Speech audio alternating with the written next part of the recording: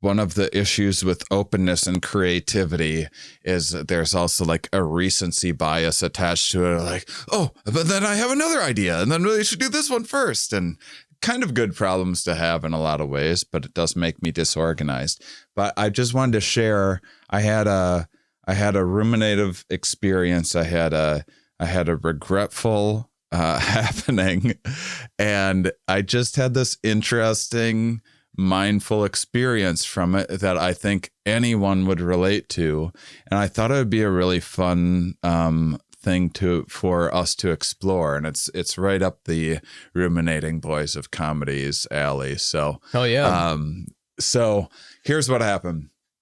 I just got done with a big trip. Ramin and I, this is the first time we've talked in weeks. I know you've heard us each week. That's because we recorded a bunch of episodes ahead of time, because we wanted to not miss out on all of you sweet mommies out there.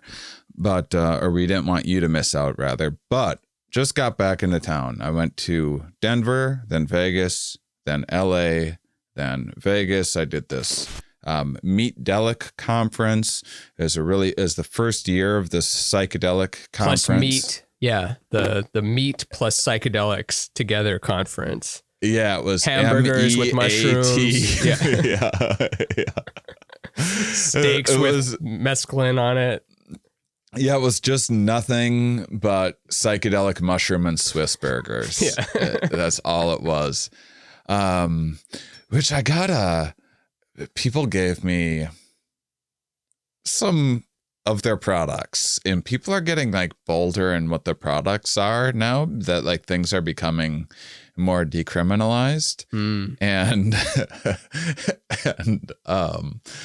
And so one of the things that I got was this huge jar of, and I didn't look at how much until afterwards or whatever. It was this huge jar of mushroom capsules. And just the other night, it was like for microdosing. I'm like, I'm gonna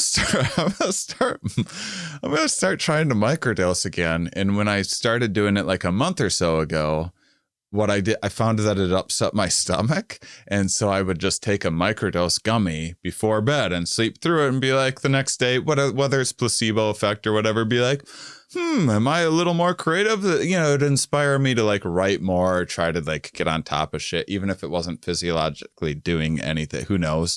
It seemed to help. I bet it was. But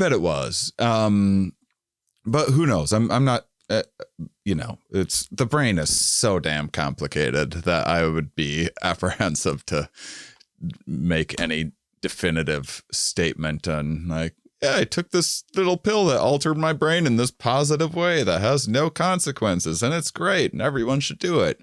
I'd like more studies to be done. Anyhow, I took this 2 nights ago. I took one of these pills to microdose this before bed.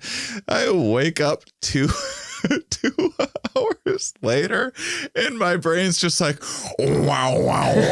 I'm like, Jesus Christ. You gotta warn someone. Welcome to the jungle, bitch.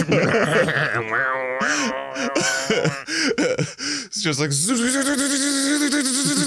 like just how am I having insane audio hallucinations and like swoosh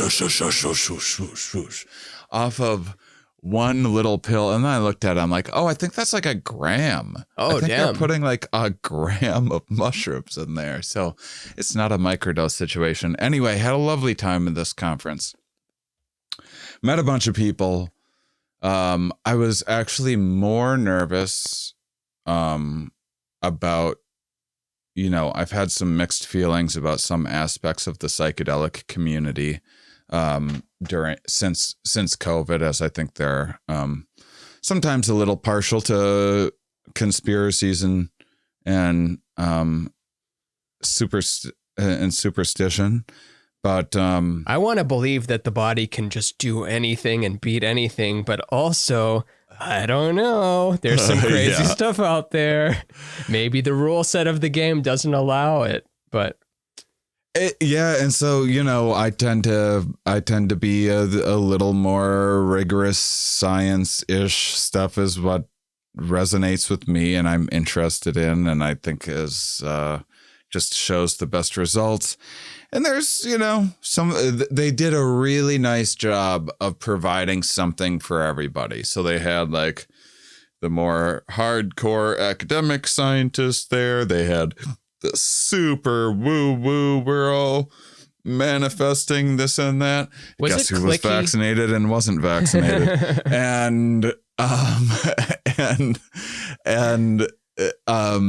but I had a really lovely time, and I genuinely and sincerely believe that like all there should be all of the spaces for all. The one thing there was at a stage that I didn't MC, there was a lot more panels about the kind of current investment opportunities and that sort of thing. And I would have liked to have seen more of those because it's interesting. One, I don't know much about finances and investment that much anyway. But two, psychedelics is much trickier than marijuana, whereas it's not something that people are doing like every day. It's like you're figuring out how to make the therapy profitable, which is like an 8-hour session or like 14 hours with LSD. And how do you staff that and work?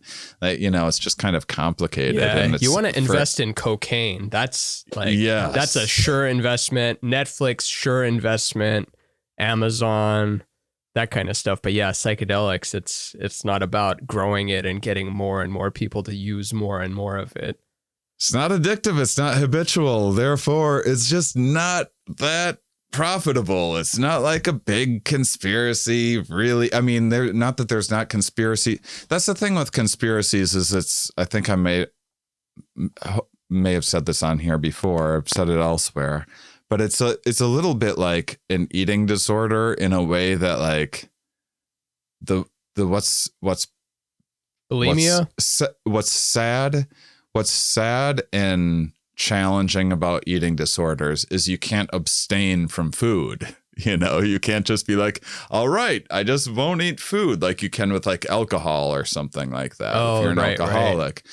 And same with conspiracies where you can't just be like, yep, okay, whatever anyone tells me, whatever the government says, whatever. You just can't go along with everything, of course. And of course there's corruption, and of course there's conspiracies.